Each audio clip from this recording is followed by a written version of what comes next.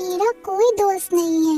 मैं अपने आप को बहुत अकेला महसूस करती हूँ। जब भी मैं इन सबको एक दूसरे के साथ बात करते, खेलते और गाना गाते सुनती हूँ, मुझे लगता है मैं उनके ग्रुप का हिस्सा कभी नहीं बन सकती। कोई भी मुझसे बात नहीं करता, कोई मुझसे अपनी टिफिन भी नहीं बांटता। मैं हमेशा अकेले खाती हूँ। अंतरा, मुझे गर्व है कि तुमने अपने मनोभावों को व्यक्त किया। तुम्हारी माँ ने पौष्टिक खाना दिया है, जो कि एक सुंदर टिफिन बॉक्स से कहीं बेहतर है। मैं समझ सकती हूँ कि कई बार ये तुम्हारे लिए काफी कठिन होता है, लेकिन तुम्हारे अंदर ऐसी परिस्थितियों में भी सकारात्मक तरीके से कार्य करने की क्षमता है। तुम अकेली नहीं हो। तुम अपने चुने तरीकों से ऐसे मनोभावों से निपट सकती हो। मेरी माँ कहती है कि जब भी कभी मैं अपनी भावनाओं को नियंत्रित न कर पाऊँ, तो इस गाने को गाऊं और इससे मुझे सुकून मिलता है। ओह, इसलिए तुम कोने में बैठकर ये धुन गुनगुना रही थी।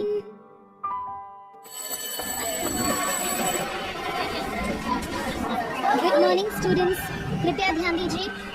गुड मॉर्निंग स्टूडेंट्स, कृपया ध्यान दीजिए। हमारा विद्यालय एक अंतर विद्यालय गायन प्रतियोगिता आयोजित करवा रहा है। अगर आप इसमें भाग लेना चाहते हैं तो यहाँ आए और कक्षा के लिए कुछ पंक्तियाँ गाएं। ठीक है, शुरू करते हैं। अच्छा प्रयास बच्चों। और कोई? अंतरा, हाँ? क्या तुम कक्षा को अपनी प्रतिभा दिखाना चाहोगी? जरा उसके बालों को तो देखो। वो दो अलग अलग रंगों के रिबन बांधे हुए हैं। कितनी बेवकूफ है। मैम कितनी अच्छी है और मेरी मदद करती है। माँ ने मुझे प्रेरणा दी, जिसके कारण आज मैं अच्छा गा सकती हूँ। मैं अपनी प्रतिभा दिखा सकती हूँ। मैं तो उड़ जाऊं आसमां के पार।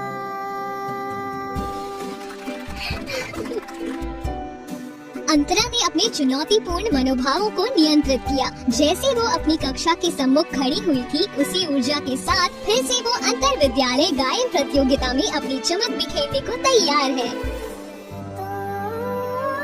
वाह, इस लड़की की कितनी बेहतरीन आवाज है। मुझे बहुत पसंद आया इसका गाना। ये हमारी बेटी है। अंतर विद्यालय गायन प्रतियोगिता का प्रथम पुरस्कार दिया जाता है अंतरा को। अच्छा, तो तुम हमें भाव नहीं दे रही हो? हाँ, अब इतनी भी अच्छी नहीं दिखती।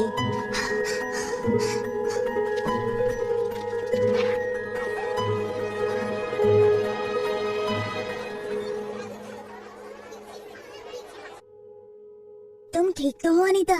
क्या बात है? स्कूल के रास्ते में कुछ लड़कों ने मुझको सीटी मारी और भद्दे कमेंट्स किए। ये सब एक हफ्ते से हो रहा है और मुझे समझ नहीं आ रहा मैं क्या करूं। ये खौफनाक है। क्या तुमने अपने माता पिता को इसके बारे में बताया? मुझे डर है कि वो कहीं मेरा स्कूल ना छुड़ा दे। अनीता, मुझे लगता है तुमको हमारी क्लास टीचर से बात करनी चाहिए। मुझे यकीन है वो जरूर तुम्हारी मदद करेंगी। नीरव और मैं तुम्हारे साथ चलेंगे।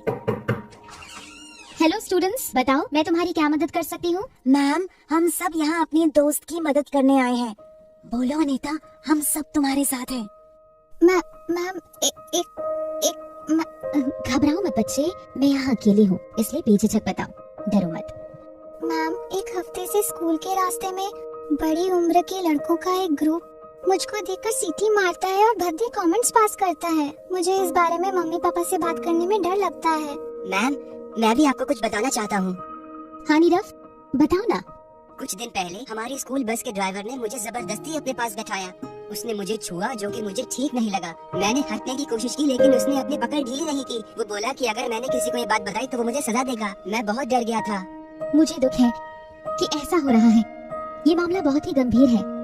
कल ही एक छात्र ने शिकायत करी कि खेल की पीरियड के दौरान एक बड़ी कक्षा के लड़के ने उसे मैदान में लात और घूंसों से मारा।